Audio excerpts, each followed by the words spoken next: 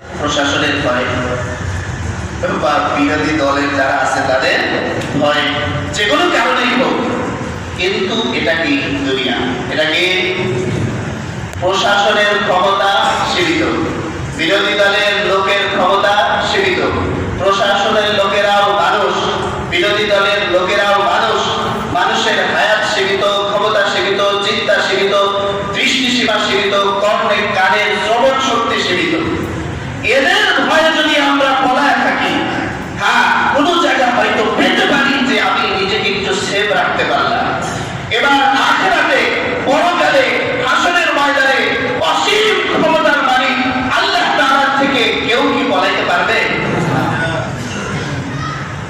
দুনিয়ার সামান্য কষ্টের কারণে, জানের ভয়ের কারণে, মান বাজেয়াপ্ত হয়ে যাবে সেই ভয়ের কারণে, জেলে পড়বে সেই ভয়ের কারণে দেশের বিভিন্ন স্থান সহ বিভিন্ন জায়গায় লুকায় আসি।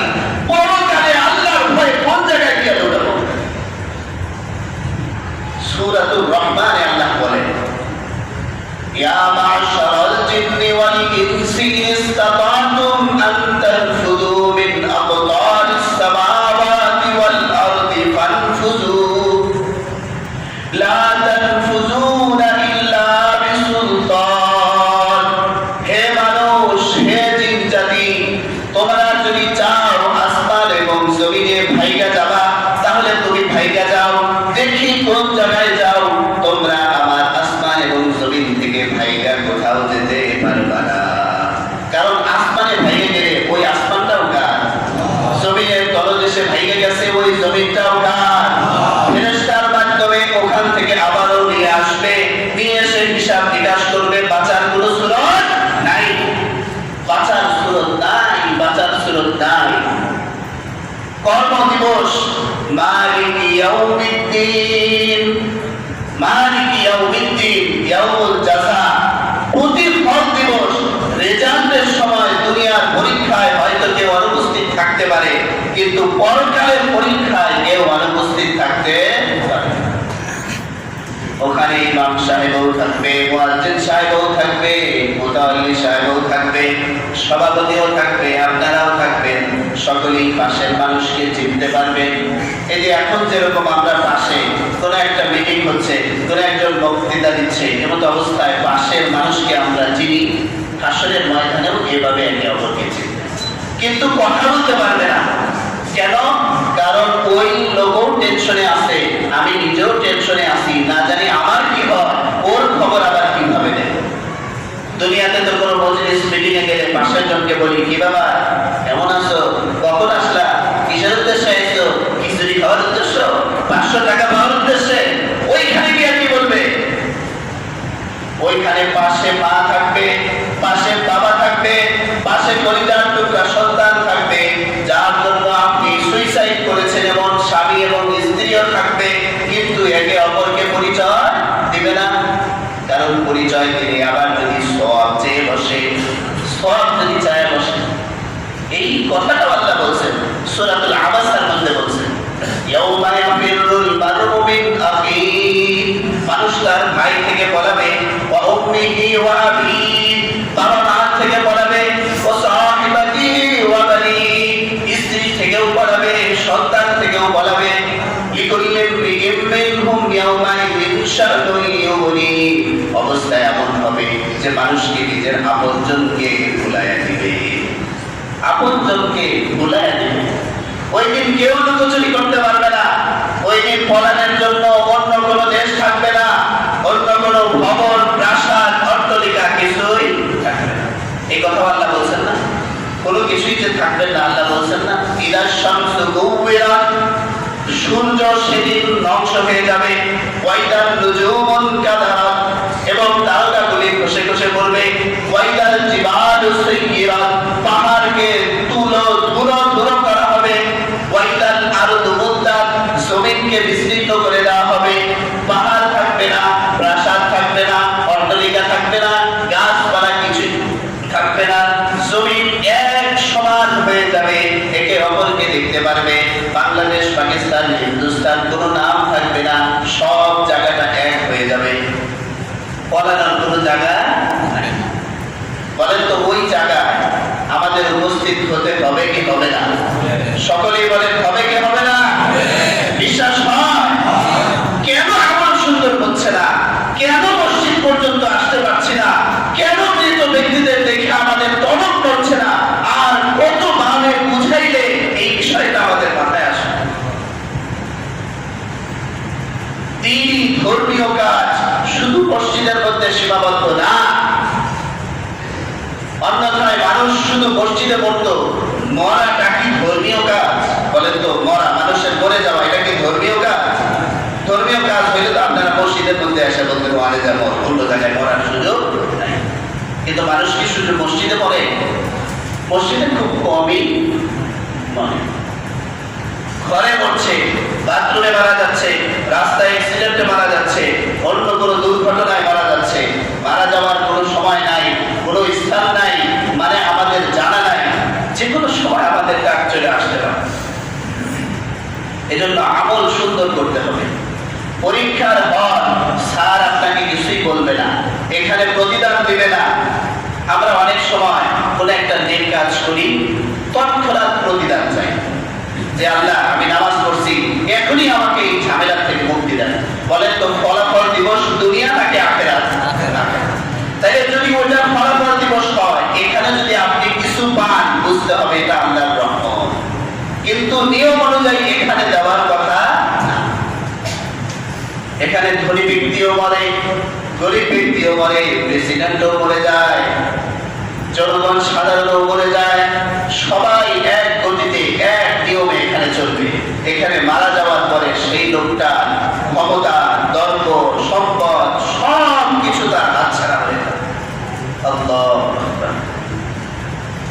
যদি সুযোগ হয় মৃত ব্যক্তিকে হাতে ধইরা নামাবেন, মৃত ব্যক্তিকে হাতে ধইরা নামাবেন, নামাইলে মনে হবে যে এত বড় দাপটশীল নেতাকে আমি নামাচ্ছি, কিছুই বলতে পারছি। এত বড় ক্ষমতাশীলকে নামাচ্ছি যে নাকি মাটি কেন, মাটিতে তো তার পাই করতো না, তাকে নামায় রেখে গেছে। চাকরি বাকরি, টাকা পয়সা, ধন সম্পদ, জায়গা জমির বিষয়গুলিকে যেইভাবে সিরিয়াসলি নিয়েছেন, মৃত্যুকেও এইভাবে সিরিয়াসলি চিন্তা করুন। চিন্তা, চেতনা, চলা ফেরা, কথাবার্তা, উঠা বসা, কামাই যদি সব চেঞ্জ হয়ে যাবে। খারাপ মাল ধরতে হাত কাঁপবে, সিনা কেঁপে উঠবে, কেঁপে উঠবে সিনা। খাবার আসার পরে কেন এই দোয়া করি, আল্লাহুম্মা বারিক লানা ফীমা রাযাকতানা ওয়া কিনা আযাবান নার। শেষে আছে খাবারের দোয়া যে হে আল্লাহ, খানাটা সামনে আসছে, এই রিজিক তো আপনি দিয়েছেন, আপনি এর মধ্যে বরকত দান করুন। এই দোয়াটা তো যৌক্তিক, তাই না? কিন্তু পরে আবার বলছে ওয়া কিনা আযাবান নার, আমাদেরকে কিসের থেকে বাঁচান? জাহান্নামের আগুন থেকে। তাহলে খাবারের সাথে জাহান্নামের আগুনের কি সম্পর্ক বলেন তো? তার মানে বুঝাইতে চাচ্ছে খাবারটা যেন কি হয়, সকলেই বলেন কি হয়? খাবারটা যেন কি হয়? কারণ হারাম হইলে ওই খাবার যেই শরীরে যাবে ওটা জান্নাতের উপযোগী না, জাহান্নামের উপযোগী হবে।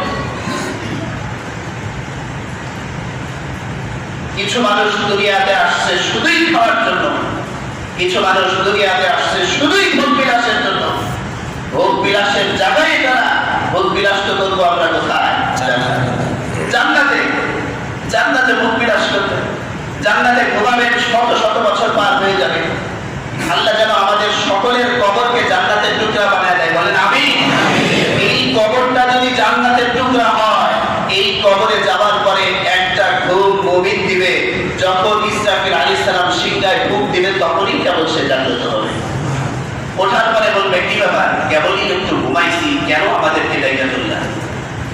অথচ শেষে যে মারা যাবে সেও কত হাজার বছর কবরে থাকবে? 40,000 বছর।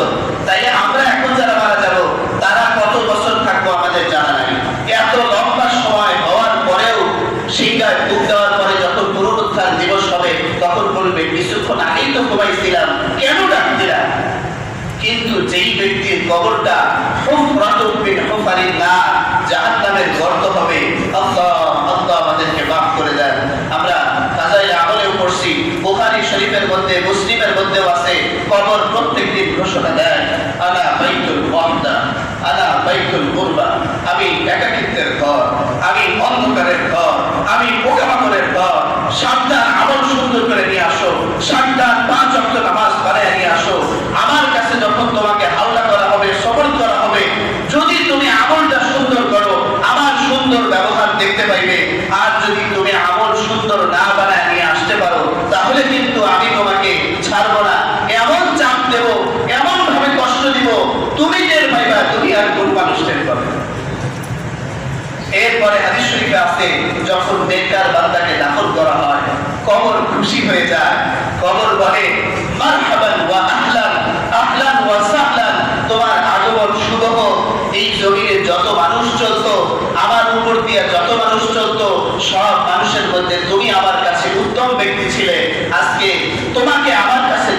করেছে, আমার ভালো ব্যবহার তুমি দেখবা।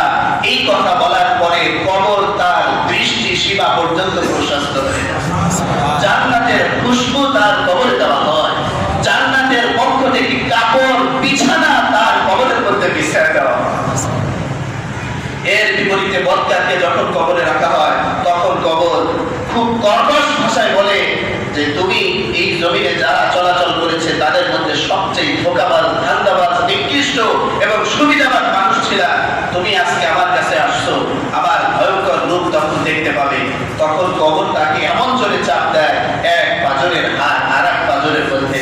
আল্লাহ রাসূল সাল্লাল্লাহু আলাইহি ওয়াসাল্লাম এইভাবে ইশারা দিয়া এইভাবে দেখায় বুঝাইলেন, এইভাবে একটার হাড় আরেকটার মধ্যে ঢুকে যায় এবং তার উপরে একটা বড় অজগর সাপ নিযুক্ত করে দেওয়া হয় যে কিয়ামত পর্যন্ত, হাসর নাসর পর্যন্ত, পুনরুত্থান পর্যন্ত নাউযুবিল্লাহ তাকে দংশন করবে।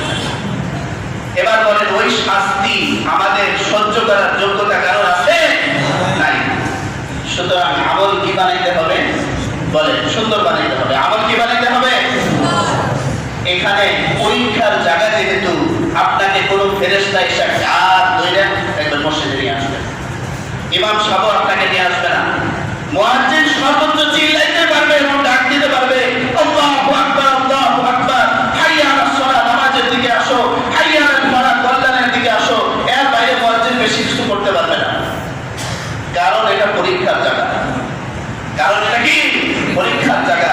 এখানে আপনাকে বাধ্য করা হবে না, কিন্তু পরকালে আপনাকে কি করা হবে? বাধ্য করা হবে। আমি আপনি ছাড়া, মানব এবং দানব ছাড়া সবগুলাই কিন্তু আল্লাহ তাআলার হুকুমের কাছে বাধ্য। এই যে এখন সূর্য উদিত হয়েছে না, সন্ধ্যার সময় সূর্য কি হবে? অস্ত যাবে না? ওই সময় সারা বাংলাদেশের মানুষ মিলে বা সূর্য যদি গান তারাবি করে বলে যে না আজকে আমি ডুববো না, আমি কি উঠেই থাকবো, সূর্যের এই ক্ষমতা আছে? কারণ সে বাধ্য আল্লাহর হুকুম মানতে।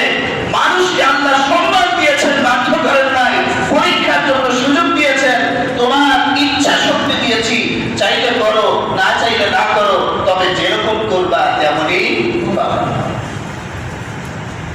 এজন্য মুহতারাম দোস্ত, একটু কথা মনে হয় কঠিন হয়ে গেল, কিন্তু হাদিসের কথা বললাম আপনাদেরকে, আমার কাজ পৌঁছে দেওয়া।